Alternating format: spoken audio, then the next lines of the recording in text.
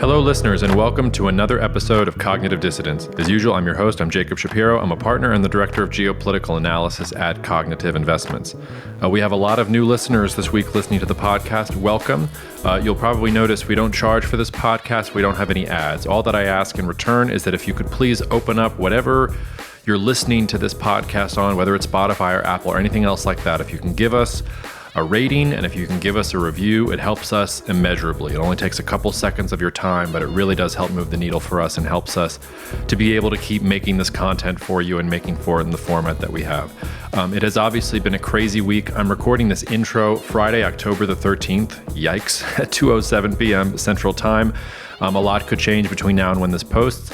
Also, what we're about to post is a cross-posted episode. So this is a podcast I did with International Intrigue, recorded a couple days ago, actually, and just putting it out now. International Intrigue is an online publication. It's the result of two former Australian diplomats, one of whom is John Fowler, who you'll hear in the recording, trying to get through or trying to provide more intelligible foreign policy articles for people interested in understanding an increasingly more volatile world. I've known John for a while now and like him very much, and I hope that we're able to do more coordinated cross-branded product with International Intrigue in the future. They actually were interviewing me this time, so you'll get to hear more of my thoughts about the war and the conflict going forward. Assuming nothing absolutely crazy happens between now and when this posts, and I don't have to jump on and do another podcast, I'll just tell you how my views have evolved over the course of this week, especially because of all the content and guests that we've had on the podcast before we get to the International Intrigue episode.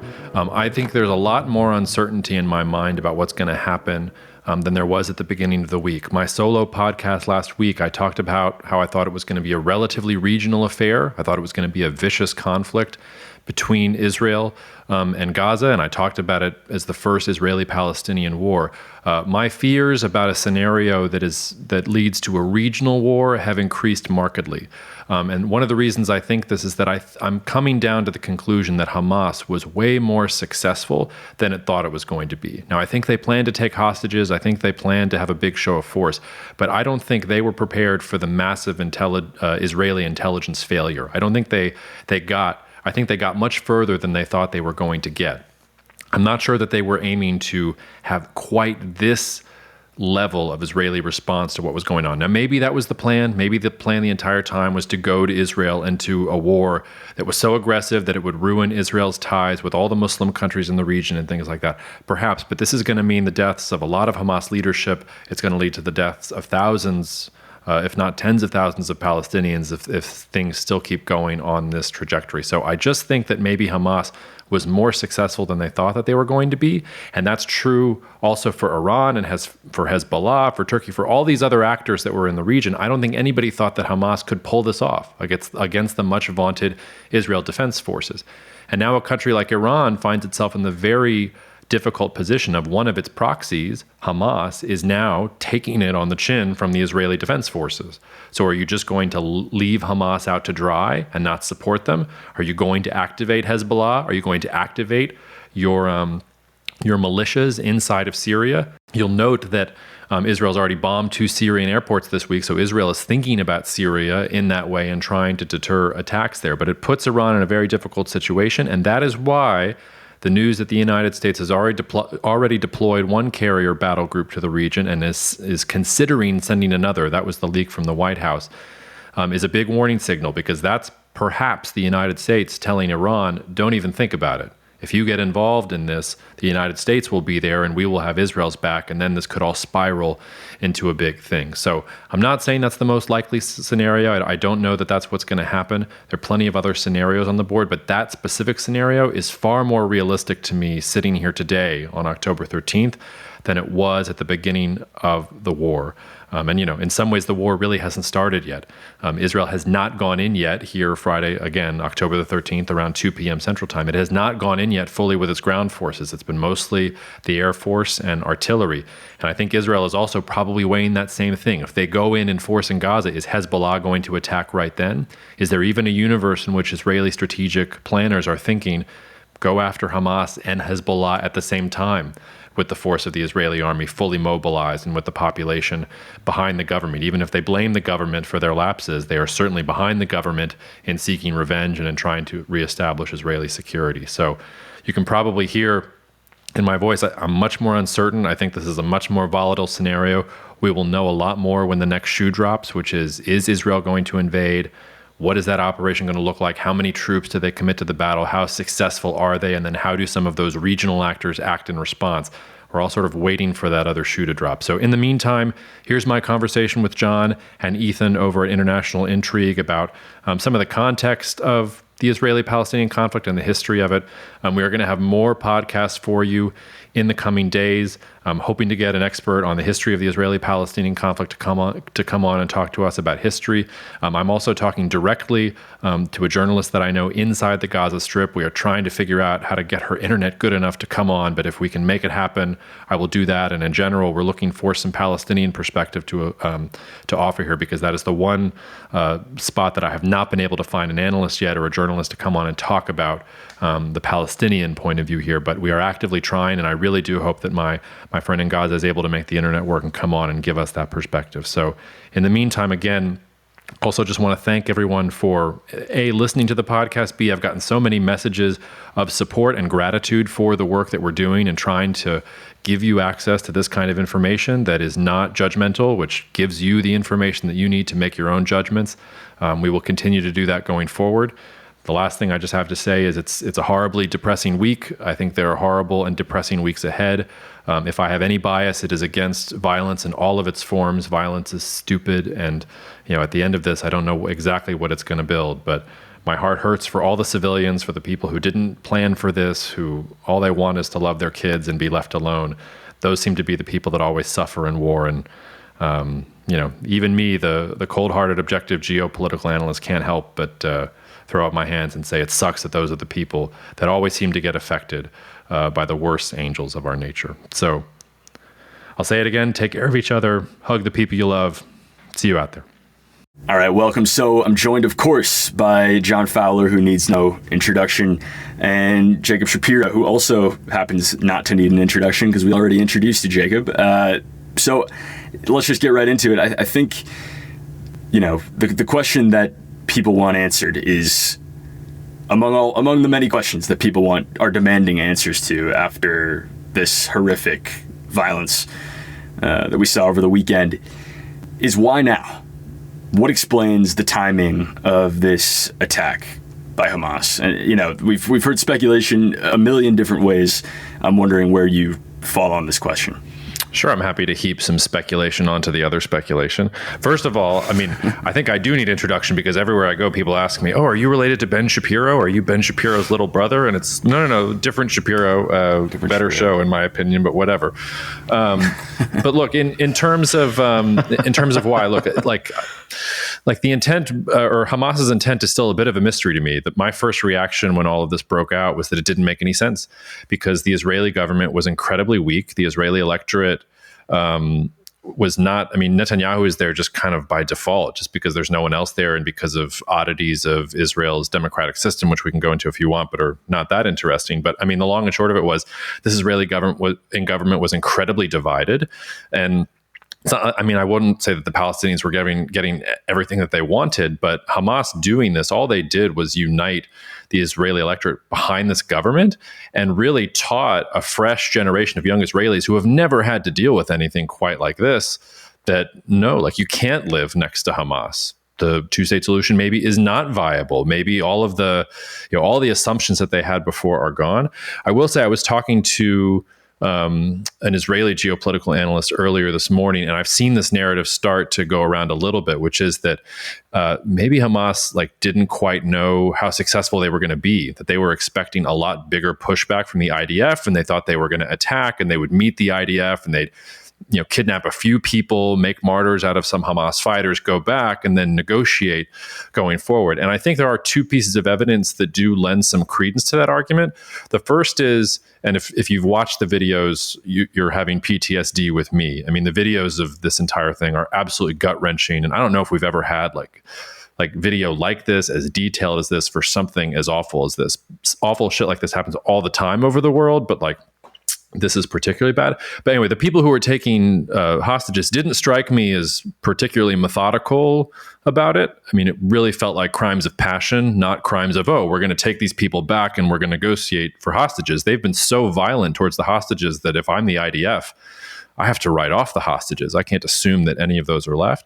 And then the second thing is, if this was some sort of larger plan to attack Israel, you would have expected synchronicity with Hezbollah or with these Iranian-backed militants in Syria. And like Hezbollah fired off a couple rounds, but like that seems to be it so far. There's no big push. So part of me thinks that that argument might be however unsatisfactory it feels for how much damage they did. Like the answer might just be Hamas thought IDF was going to stop them in their tracks. And when they didn't, they were just let loose in a country that has blockaded them and occupied them for decades. And you saw the inevitable backlash of a desperate and broken down people for getting a chance to strike back at the people they think are responsible for their pain. So that's the best I've got. Well, the IDF obviously should have stopped them. They've spent billions upon billions of dollars building walls between Israel proper and Gaza.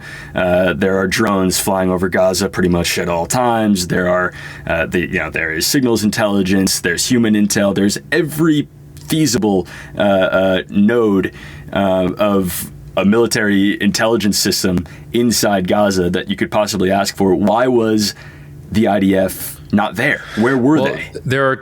There are a couple different explanations for that too. So there was a Wired piece that I retweeted earlier that I thought was very good, which was they had the information. There's just too much of it. When you're gathering that much information, it's not about whether you have the information. It's about whether an analyst sees it and gets it up the chain to the right person, and that person believes it. I saw a great quote, or someone said, most intelligence analysts are looking for needles in haystacks. Israeli intelligence analysts are looking for needles and stacks of needles. Yeah. So, I mean, it's hard that way. But I think there was also a failure of, because all intelligence failures are ultimately also a failure of imagination.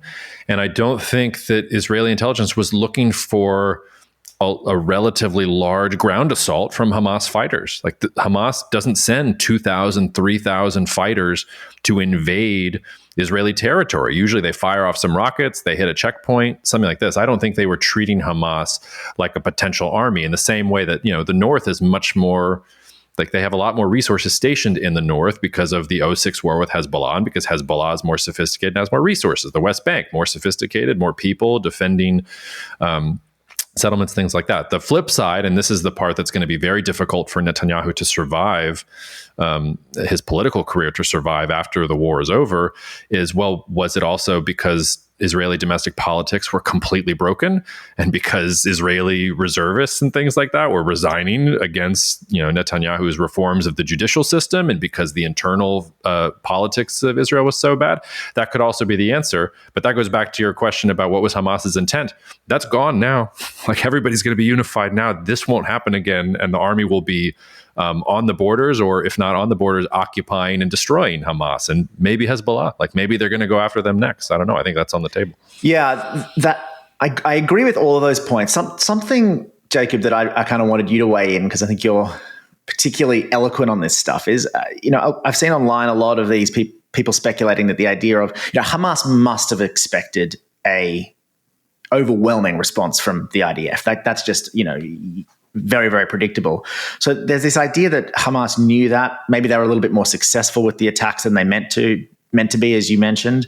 But the real goal of this was to strike a blow against Israel, and then to draw the IDF into a prolonged conflict in Gaza, where, modern warfare would suggest that they have better odds, urban fighting, network of tunnels, all this kind of stuff. And that the whole goal of this attack was actually to draw the IDF in, and create more instability and conflict in the region. Do you give any kind of credence to that idea, or is it just impossible to know? I mean, it's not fully possible to know. I mean, I will say that, it makes sense that Hamas would want to draw Israel in if it wants to scuttle Saudi-Israel normalization, which is possible. It's also possible that maybe Hamas thought that, okay, if we draw Israel in, then our friends in Hezbollah or our friends in the West Bank are going to rise up and establish a second front against Israel. Like, if you're thinking rationally with your Western brain, those are things that you might think could happen. Although, again, like you're really, like, Gaza's going to take the hit for that. And the people of the Gaza Strip are going to take the hit for that. But I think one thing to think about here is to try and put yourself in the shoes of Hamas from an ideological perspective. And remember that Hamas comes from the general Muslim Brotherhood tree. It has Islamist ideology in it. It has jihadist ideology in it too. And of course, it's been radicalized by Iran. It has seen what has happened with ISIS in the region too. And if you go back to Al Qaeda, the OG terrorist group, if you want, or the OG jihadist group, their whole goal was get the United States to come into the region, and that will cause a rebellion in the Arab world and in the Muslim world against the United States, and we will overthrow not just the United States, but these secular dictators in these Muslim majority countries, and we will install Islamic law and things like that. So perhaps Hamas is thinking ideologically here and thinking, okay, if we can use this as a rallying cry against Israel, then our brothers in the West Bank will rise up with us, and our brothers in Lebanon will rise up with us. Maybe even the Egyptians will rise back up and put the Muslim Brotherhood back in charge there. And in Jordan, which is a majority Palestinian country, maybe we can do it there too. So maybe there is some element to that. But if they had hired me as a geopolitical analyst to red team their report, which would have been funny, Hamas hiring me as a geopolitical analyst, you could probably do an SNL skit about that. I would have told them they were crazy, because the only thing that's going to happen here is that Israel is going to completely wipe you out. Like, they're going to come in and you're going to unite the Israelis against you, and the IDF is going to try and they're literally talking about setting back the Gaza Strip 50 years. So it also, if you take the argument that they weren't expecting this level of success, then that argument also doesn't hold, because they wouldn't have thought that they would have gotten this far in the first place. They thought they were just getting some hostages and then they were going to trade back and forth, rather than basically making an incursion and getting so far in. So those are my best guesses, but they're guesses. Can I just before we move on, can I drill down on that assumption that the IDF is going to be successful there, though? I worry.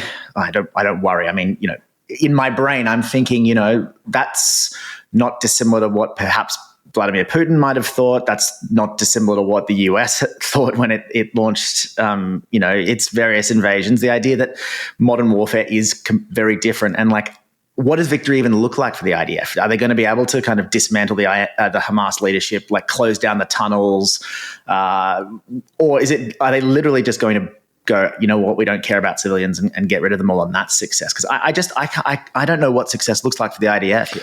Well, first of all, they can kill every leader of Hamas if they want, and Hamas will still live. Hamas is an idea. Yeah, of course. And Hamas is an idea that the Israelis helped create because they wanted a counterbalance to the PLO, back in the 1980s. The seeds of all of this goes back into Israeli policy in general. As for the IDF, what success means for the IDF, that's sort of a broader conversation. So I think the first objective will probably be I think they're going to occupy the Gaza Strip. The only way I can figure out that you're going to completely eliminate the threat is to reoccupy the Gaza Strip. And does Egypt take it over after that? Do they try and bring the Palestinian Authority in? Do they just rule it directly? I don't know, but I think they're going to go grid by grid, block by block, and just destroy the whole place and try and kill as many Hamas leaders and members as they can. And they will assert direct control. So in that sense, it's a very clear military objective. But I think you're right that the hidden assumption in all this is that the IDF is going to be successful. And that in some ways is built on this myth of invincibility, where, the IDF in 48 and in 67 and in 73, just decimates much, much larger forces, much, much more existential threats from multiple Arab countries that invade around them. We could talk about why the IDF was able to do that. And, by 73, the IDF is actually the stronger force, even on paper. Egypt probably knew that going into the war. We haven't seen that IDF since 73. The IDF's record in the Lebanese civil war was not good. You've got the first and second Intifada. The 06 war against Hezbollah is pretty instructive. You get, kidnapping Israeli soldiers. You get, Israel attacking Hezbollah. And that war was a failure. The thing is, that war was primarily a failure because for two interlinked reasons. Israel didn't invade, really.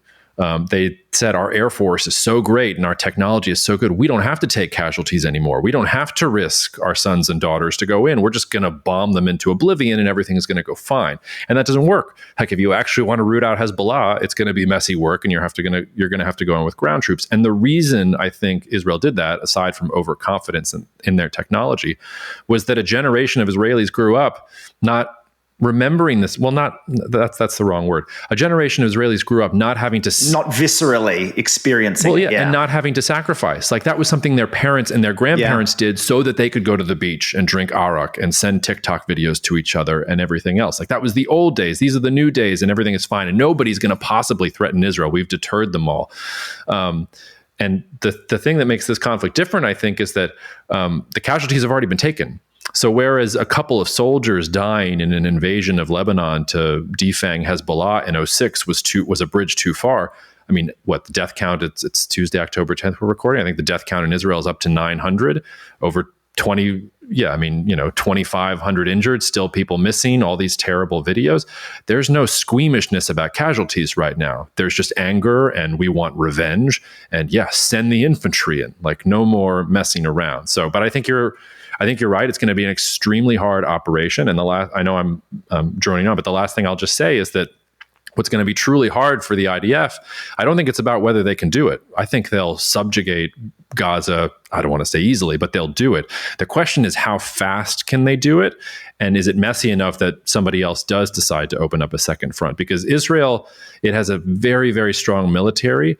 But, when you mobilize 300,000 reservists, you can't do that indefinitely. It becomes catastrophic for the economy. So you have a limited amount of time where you can mobilize your resources like that. And that's why Israel's successful wars are all lightning wars. Like they all happen very, very quickly, and it's shock and awe, and then it's over and things go back to normal. So can Israel handle Gaza in the next 30 days without looking weak and without encouraging opportunists with, Iranian-backed Syrian militias in Syria or Hezbollah saying, oh, maybe we should open the second front? Can they get, control over Gaza within 2 to 3 months?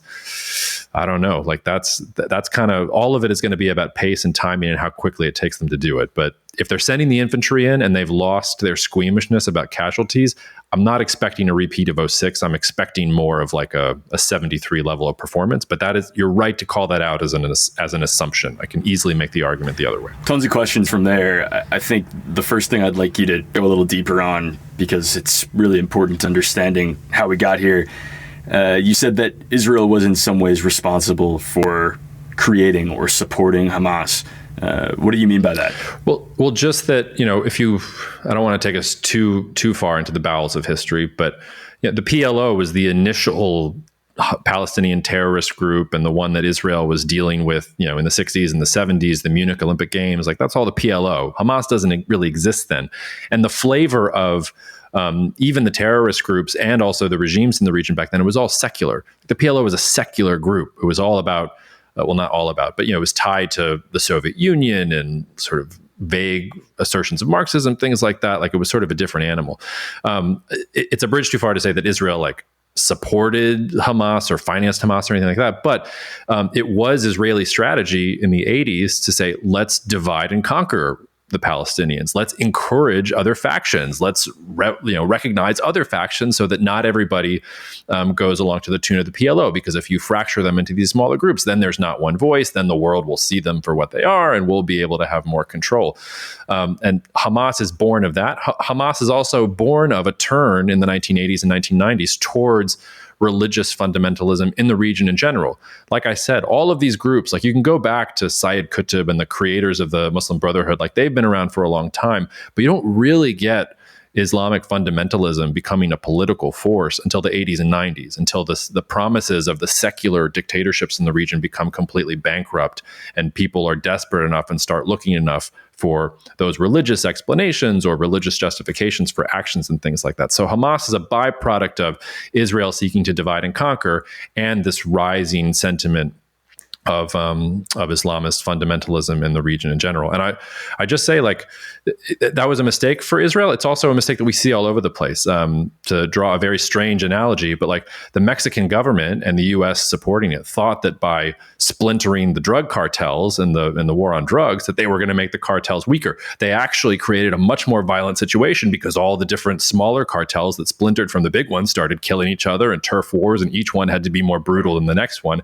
And we're only just now getting back to a couple larger cartels. And it's not a coincidence that the homicide rate in Mexico is starting to go down the last couple of years because they've consolidated into larger groups. So the more you create these smaller factions within a pretty subjugated society, which is what the Palestinians were. It doesn't increase your leverage, and it actually probably creates more drama than they wanted. But hindsight is 2020. I think a really instructive quote here that Haaretz, the Israeli newspaper, reported earlier today, or maybe yesterday, comes from a little-known Likud backbencher named Benjamin Netanyahu.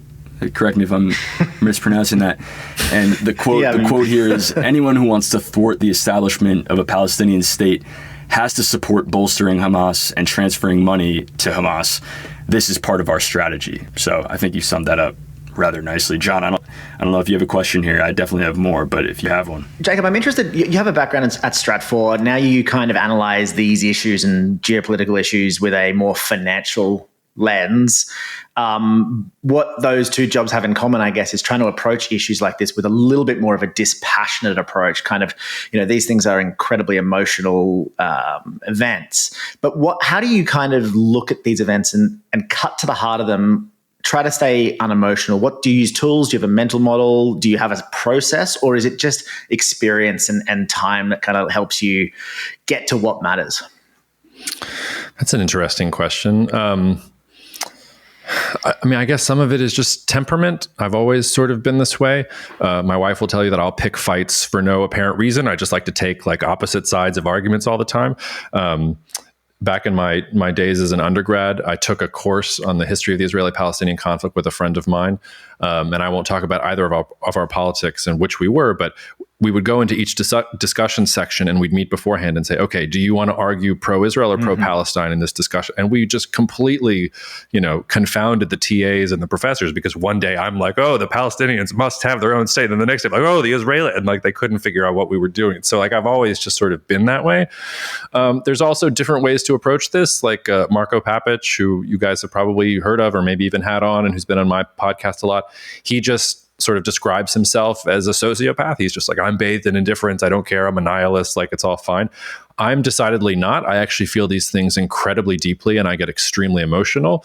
I just don't talk about it at parties and things like that. I go and I feel that and I put it on the shelf here behind me on one of the bookshelves. And once I get the emotion out, it's just sort of okay, this is what's happening. And I'm just trying to get to ground truth.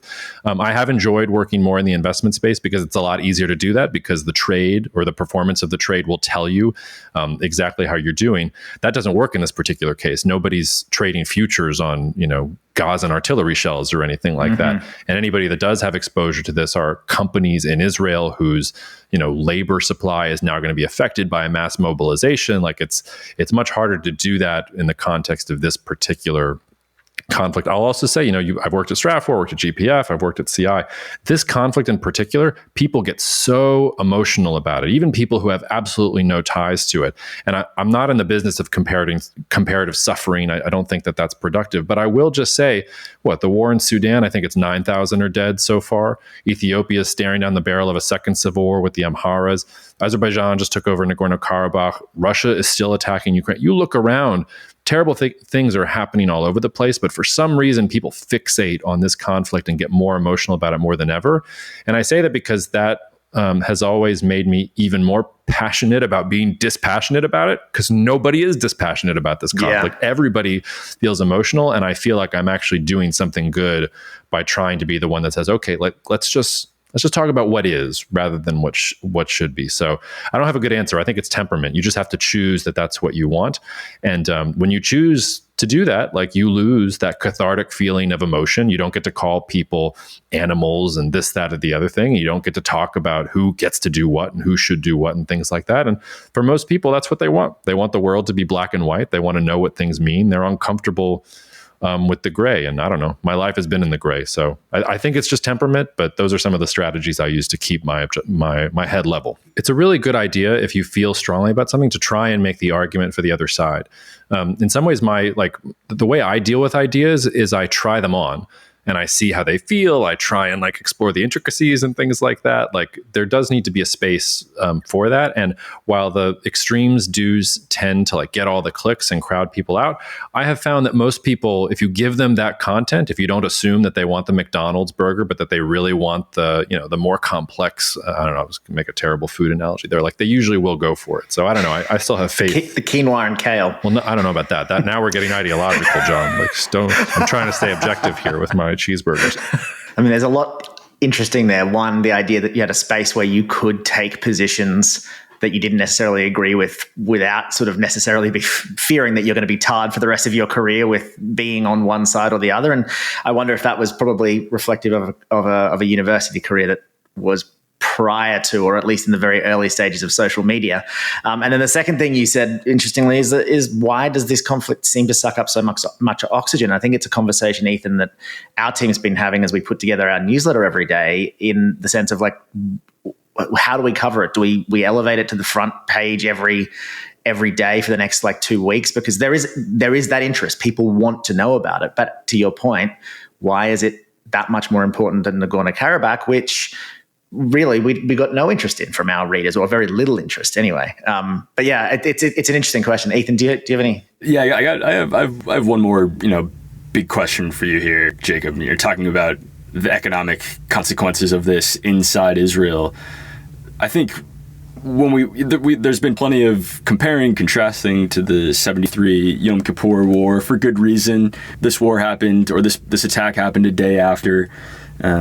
It was asymmetrical in the sort of same way that the Yom Kippur War was. It was a surprise attack the same way the Yom Kippur War was.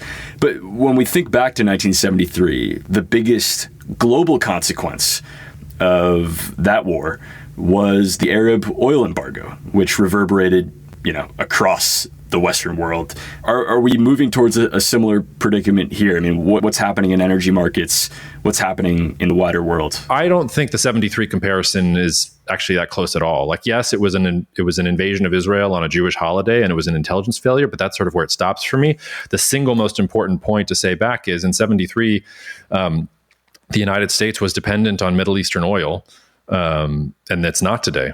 I mean, the United States has been importing a little bit more Saudi crude lately to make the Saudis happy as part of, the Saudi Arabia and the United States trying to reset relations with each other. But the United States doesn't need Middle Eastern oil anymore. The shale revolution changed all of that. So maybe there'll be people lining up at other gas stations around the world and things like that. But there's no reason for Saudi Arabia to use this to jack up oil prices the way there was in 73, where what they wanted was, that defense relationship with the United States. It's funny, I mentioned I was talking to an Israeli analyst this morning. One of the things he said to me that really struck home was, I said the thing about Hamas, and do you think it's to destroy or to, prevent Saudi-Israel normalization? And he said, Jacob, it was never about Saudi-Israel normalization. This is about America-Saudi Arabia normalization. We're all just bargaining chips about the United States and Saudi Arabia trying to normalize, and they're just throwing the Israeli-Palestinian thing in there as a chip. So maybe it was never going to happen in the first place. But I do think that's a worthwhile way of looking at it, that this is actually about sort of at the grand strategic level, not that this conflict itself is about this, but what this is going to mean and how this is going to go forward is going to be that relationship between the United States and Saudi Arabia. And the fact of the matter is, ever since the shale revolution, the United States-Saudi relationship hasn't made any sense. And that's why I think both sides have trouble dealing with each other. And I don't think they're going to find, amidst all the fist bumps and everybody investing in Vision 2030, like, the United States doesn't need Saudi Arabia. Now, maybe it will in 5 years from now. Maybe these, permabulls on oil prices who say that shale is drying up and that in 5 years' time, it'll be a completely different story. Like maybe then we'll reset. But right now, here today, like there just isn't that same level of U.S. exposure to Saudi oil. So I think oil was up 4% yesterday. It was already down today. So a little bit of a bump, but not that big of a deal. Now, all of this changes if Iran really was involved in this, and we're going to start talking about the Strait of Hormuz and a regional conflagration. Like, it's still there. It's like a 2 to 5% probability scenario on my scenario tree, which is very, very uncomfortable for such a high magnitude event. But again, it's 2 to 5% right now in my probability tree. So I don't think we're going to see it. And if anything, I'm I'm wondering if oil prices will go the other direction. If you would think that with this radical news that you would get a huge spike, and I don't know, 4 to 5% on the first day, followed by a decline. Doesn't look like it, but I don't know. This is posting in 2 days. Maybe it'll go up 10%, and I'll look like a moron. It wouldn't be the first one. Jacob, interestingly, I think that oil take is something that we don't see a lot of in kind of the more mainstream media when people follow these kinds of news stories. I mean, one, it's pretty technical, and most people can't really control it. But what are the other things that you're looking at as possible consequences or side effects of this conflict that isn't being picked up? You mentioned Israel runs the risk of having a real labor problem if mobilization or the reserves are still called up in 30, 60 days time. What else aren't we talking about that we should be?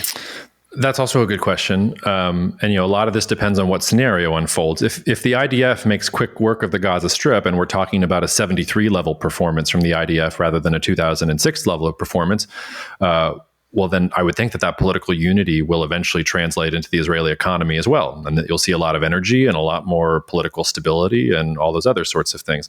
Remember, also, Israel has become a natural gas producer in and of its own right. And the war, at least thus far, has disrupted supplies for Israeli natural gas, some of which now goes to Egypt. That at a regional level is pretty bad. And Egypt's been flashing red for a while anyway. They were talking about devaluing the currency again. El-Sisi's been talking about, a sham election to reinstall himself. But, those are geopolitical fundamentals that were already there. Maybe this pushes Egypt further towards the abyss a little bit. But that's all stuff that was already there. The bigger impacts are if that scenario is wrong and we get some kind of regional war, then we do have to start talking about things like shipping through the Suez Canal, or is somebody going to mine the Straits of Hormuz? I don't see how Israel and Iran can fight a war against each other. The United States would probably have to be drawn in to do that part. We were talking about Azerbaijan and Armenia. Azerbaijan and Israel have pretty tight security relations. Does the South Caucasus get thrown? Like, if you start getting into that realm, then all bets are off. But I just don't think we're close enough yet to maybe start getting there. But yeah, if you go to those sorts of things, we're talking about global shipping. We're talking about massive increases in global energy prices. It's not even real enough quite yet for me to go there. For me, it's much more, okay, let's watch oil, let's watch natural gas, let's watch the Egyptian economy. Maybe there's some opportunity within Israel itself, but from a financial investment perspective, it's actually pretty hard to dig up major implications if it's going to remain an Israel-Gaza or just an Israel-Palestinian affair. Yeah. I think my next and probably my last question, given that we're running long, I could talk to you all day about this, is to zoom out even further. You and I, you have been talking about a multipolar world for as long as I've known you, which is a couple of years now, and I've been kind of talking about it for not quite as long, but a while. I feel like I'm a stuck record on it. This idea that the world is kind of moving towards regional poles of power and spheres of influence rather than the kind of US dominated global order that we've had for 30 odd years. That's become a kind of a more mainstream word and view lately, and I'm starting to see some pushback on it. I guess it's a tough question to answer, but does the Ukraine war, does this conflict, does that fit within your mental model for multipolarity, or is it causing you to rethink how you see the world? And if it is, why and what can we expect? Like, a broad question, but Well, no. First of all, I'm glad you haven't dug up the videos from 2016 and 2017 with me, saying, "No, it's still a unipolar world. Don't worry." Like, that was actually a pretty big shift in my mindset. And I was talking about being a contrarian. You're right. Multipolarity has become so in vogue that I'm almost uncomfortable. I'm starting to get uncomfortable with it because it's like, it's too many people on this block. I'm going to have to figure out what the next thing is past multipolarity.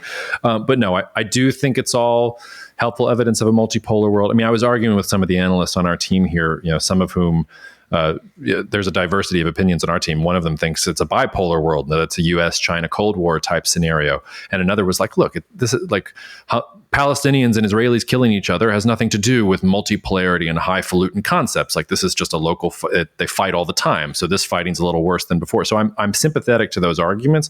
But I do think, if you zoom out at the broader level, whether it's Russia, Ukraine, whether it's Nagorno-Karabakh, whether it's China in Hong Kong, whether it's India in Kashmir, whether it's the Israeli-Palestinian conflict, like, you start cycling through all the territorial conflicts that we've been seeing, that does, I think that is indicative of a world where there isn't And it's not even about a top hegemon policing things, because it's not like the United States had a police force for the world.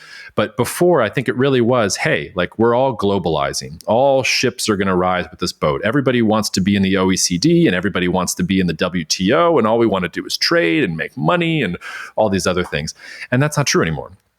I think everywhere you look, people are talking about sovereignty and security and ensuring it's no longer lean supply chains. It's, double and triple levels of supply in case the supply chain breaks apart. That's just sort of a change in mindset. And if you are one of these countries on the periphery that's been waiting to settle scores for a long time, now is probably a pretty good time to settle scores. I didn't even mention Serbia, Kosovo, and that sort of thing. And there are plenty of other of these little conflicts all around the world. Like, think about Scottish independence or Catalonia versus Spain.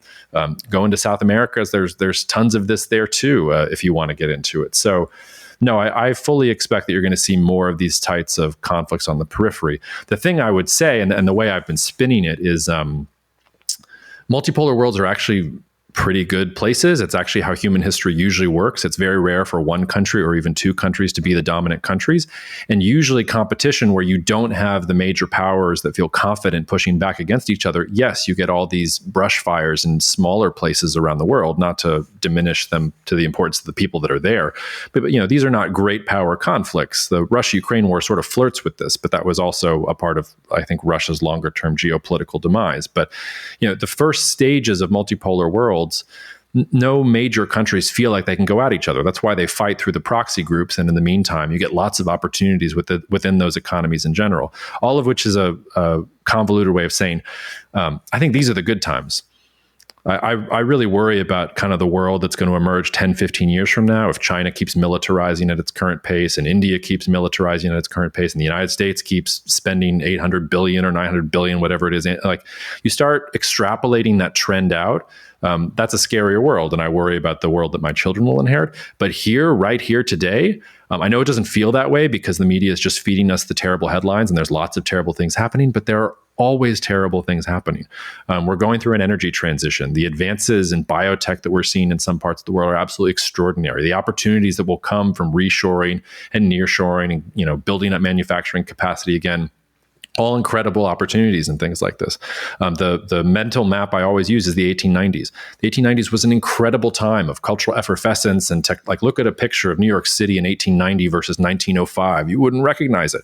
The scary thing is that World War I was waiting at the end of that period, but that was 20, 30 years after the multipolar era began. Usually multipolar eras end with those kinds of fireworks. So I think we're at the beginning of a multipolar era, and that's the glass half full take, at least for me. Yeah, it is certainly a half full glass each way, I guess. I don't know if I share quite that optimism. I feel it feels, whether it's through the different technology and amplification of the media, as you mentioned, or the nature of technology with weapons, nuclear war, but even just kind of the destructive ability of one person now with bombs and whatever it is. That is the big game change for me from the 1800s or the early 19th century, is that fewer people are required to do tons more damage. And I just wonder if those brush fires will stay brush fires and they won't leak out into something bigger sooner than that. That's fair enough. And I'll also just say, these terms like unipolar, multipolar, these are just stories that we tell ourselves to try and make sense of things. Like, if you go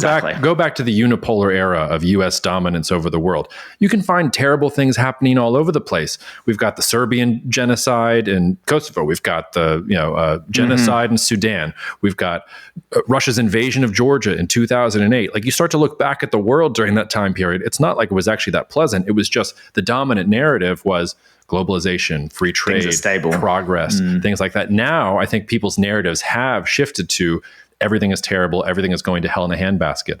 I'm forgetting the name of the article, but I'll send it to you afterwards. It was an academic paper where they were sort of trying to get a sense of this golden age thinking. And one of the things they found, they found two things. Number one, that we love to consume bad news. It's like junk food. Like, you give us bad news, we just consume it like it's the Big Mac or whatever. And that we tend to say, like, the past was better. Like, the golden age was better. It was 30 years ago. It was 40 years ago. But then when you go 30, 40 years in the future with that same person, they remember that past where they were bemoaning how terrible things was, as the gold, they forget about the bad stuff and they remember the good stuff. So we love to consume the bad stuff in the moment. And then when we look back on it, we remember the good stuff. Like that's a thing that happens in our brains psychologically. And, I'm not saying that the world is great. The world is not great. Terrible things are happening all the time. I have been torn up. I feel like I can't even imagine how Israelis are feeling. I feel like I have PTSD just from watching the videos of what's going on, let alone being there and experiencing it. So I'm not trying to shortchange that like terrible things are happening in the world, but I also will say, and this is where I think social media in general does affect us, because most people don't have the self-discipline to turn it off. Like you just keep doom scrolling and things like that. Whereas before, like once it was on the news and then it was done, and then you had to go play solitaire, I don't know, whatever it was that you could to entertain yourself. So I do think that's part of the thinking there and part of the mental cycle to break if you're trying to get ground truth. So, do you want to give us another plug for your podcast, your work, anything where people can find you online, Twitter? You and I have been friends for a while, and I love engaging with your stuff. And normally when I become friends with people, I stop listening to everything they say, but you're the rare exception. So I feel like everyone should go and find you to benefit from your wisdom. Well, I appreciate that. I'm a partner at Cognitive Investments. So if you go to cognitive.investments, that's our website. You can find the podcast and everything else there. The name of the podcast is Cognitive Dissidence. I also speak at events all over the place. So if you just want to go to jacobshapiro.com, I have that website too. And there's information about me there too. Just whatever you do, don't think that I'm Ben. That's a whole nother different can of worms. I'm Jacob. Excellent. Well, thanks so much for your time, Jacob. And we'll try and have you back on soon, because that was a really fascinating chat. Thanks, man. Anytime. I could chat to you all day too, but I guess I have to go do real work now. So cheers. Thank you so much for listening to the Cognitive Dissidence podcast, brought to you by Cognitive Investments. If you are interested in learning more about cognitive investments, you can check us out online at cognitive.investments. That's cognitive.investments. You can also write to me directly if you want at jacob@cognitive.investments. Cheers, and we'll see you out there. The views expressed in this commentary are subject to change based on market and other conditions. This podcast may contain certain statements that may be deemed forward-looking statements. Please note that any such statements are not guarantees of any future performance, and actual results or developments may differ materially from those projected. Any projections, market outlooks, or estimates are based upon certain assumptions and should not be construed as indicative of actual events that will occur. Cognitive Investments LLC is a registered investment advisor. Advisory services are only offered to clients or prospective clients where Cognitive and its representatives are properly licensed or exempt from licensure. For additional information, please visit our website at www.cognitive.investments. The information provided is for educational and informational purposes only and does not constitute investment advice, and it should not be relied on as such. It should not be considered a solicitation to buy or an offer to sell a security. It does not take into account any investor's particular investment objectives, strategies, tax status, or investment horizon. You should consult your attorney or tax advisor.